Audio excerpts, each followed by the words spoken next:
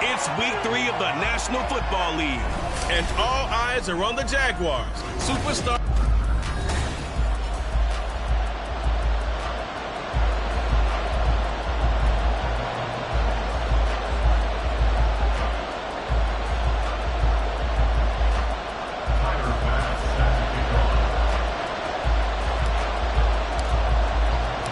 Two 1-1 teams here, each looking to move over 500, and we're underway here in week 3.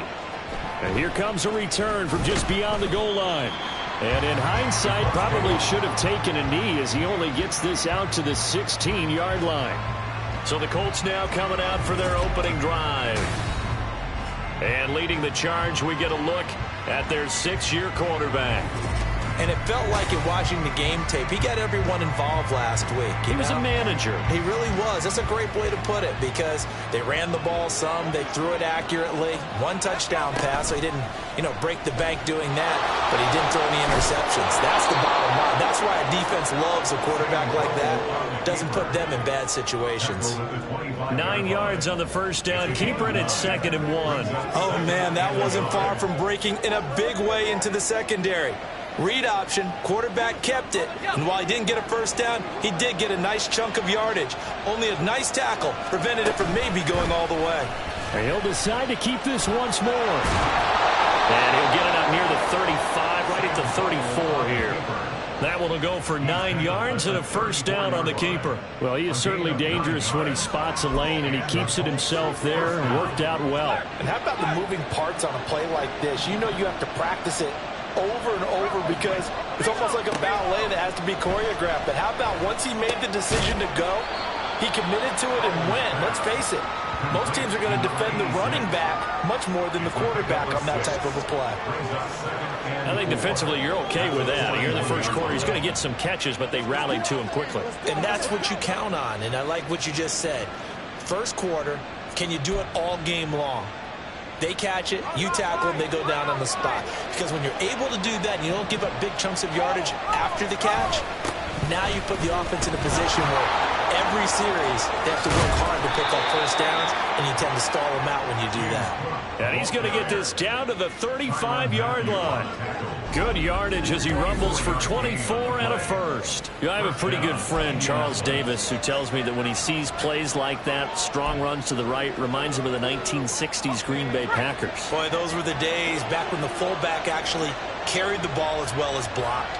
Then you had a halfback. You had pulling guards, guys who could get out and run. And you could hear the great coach saying it back then. So we get a seal here and a seal here, and we run this play right in the alley. So the completion good for 7 there, and that'll bring up 2nd down. I like it, I like it, I like it. Get everyone involved in the passing game, and you know you can create those great mismatches throwing it to your guys out of the backfield. And on the first drive, that can also help establish some rhythm, right? I think so, and gets everyone involved. They feel like they're part of it and really gets them amped up as they go forward. Throwing again on 2nd down, but this time it's incomplete. How about that? Red man coverage and decided to test them early, but it proved up to the task and forced the incompletion.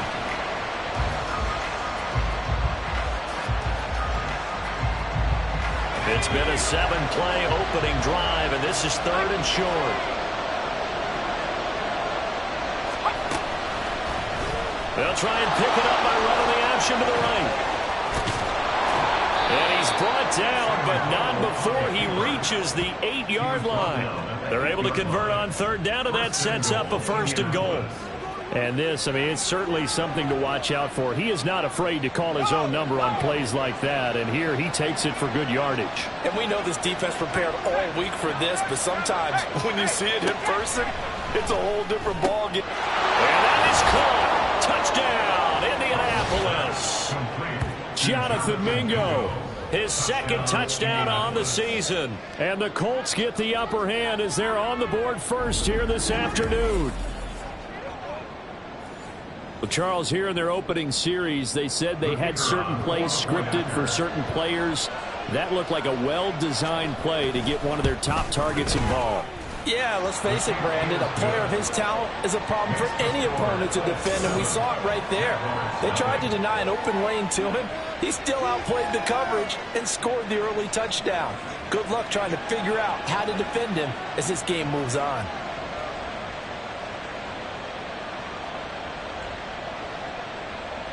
The Colts kicking team is out there now, and they will send this one away.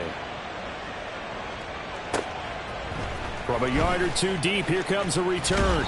And in hindsight, probably should have taken a knee as he only gets this out to the 16-yard line.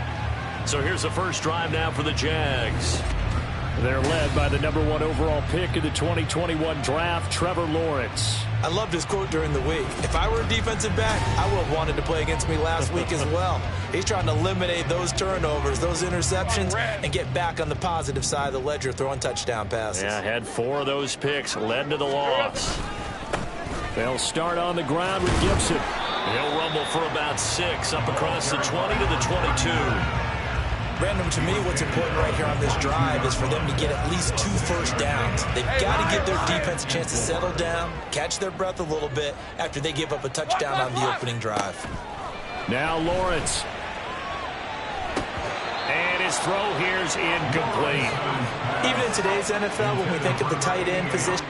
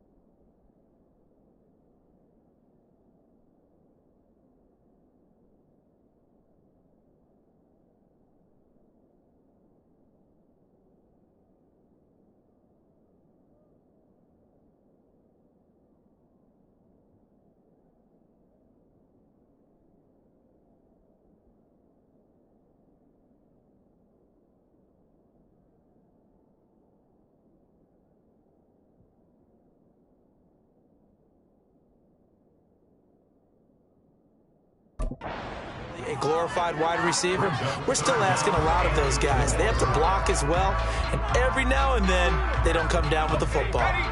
Now they face a 3rd down and 4 after that incompletion on 2nd down.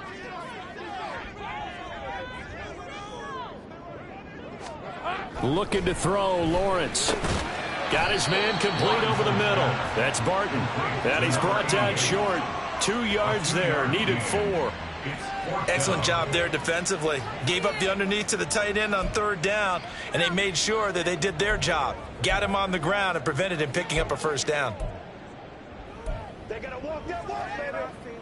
And how about the call here? They need 2 yards in their own territory on 4th down, and they're going to go for it.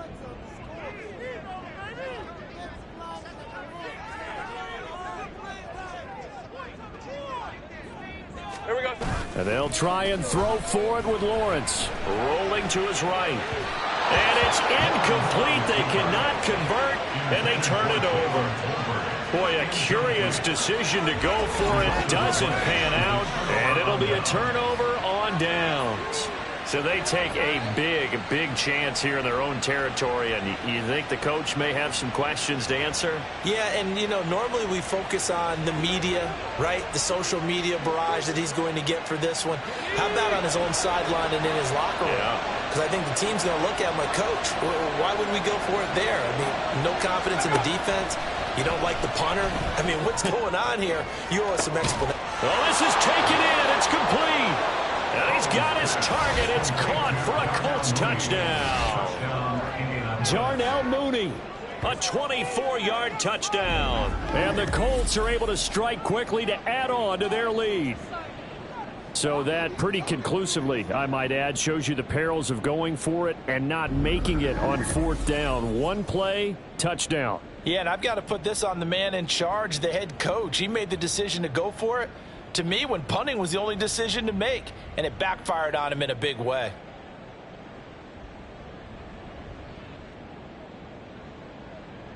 Now the extra point try forthcoming.